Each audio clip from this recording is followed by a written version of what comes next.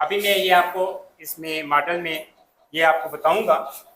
ठीक है, right artery artery होती है, लेफ्ट आर्टरी होती है, राइट वेंट्रिकल है और लेफ्ट वेंट्रिकल है।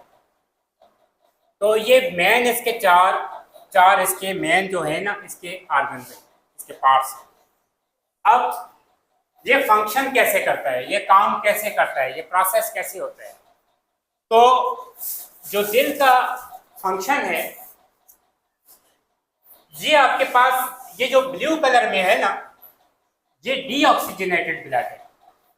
ऐसा खून जिसमें अभी ऑक्सीजन शामिल नहीं हुई।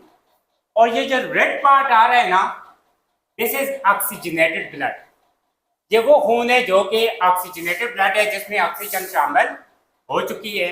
अब यहाँ से ये ऑक्सीजनेटेड ब्लड दिल क्या करेगा, ये पंप करेगा और ये आपके बाकी बॉडी के पार्ट्स तक ये खून पहुंचेगा।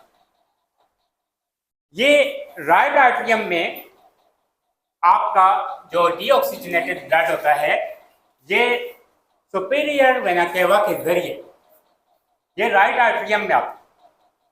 यहाँ से ये राइट वेंट्रिकल में वो खून जिसमें ऑक्सीजन शामिल नहीं है, राइट आर्टरियम से राइट वेंट्रिकल में आता है और राइट वेंट्रिकल से ये पल्मोनरी आर्टरी के जरिए आपके फेफड़ों तक चला जाता है, लंग्स तक चला जाता है। लंग्स में वहां पे आपने सांस ली है, ऑक्सीजन सांस ली है, ऑक्सीजन सांस ली है और वो ऑक्सीजन आपके लंग्स में शामिल है।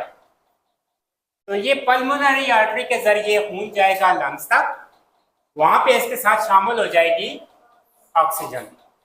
ऑक्सीजन लेके ये खून पल्मोनरी वेन के जरिए लेफ्ट आर्टरी में आ जाता है।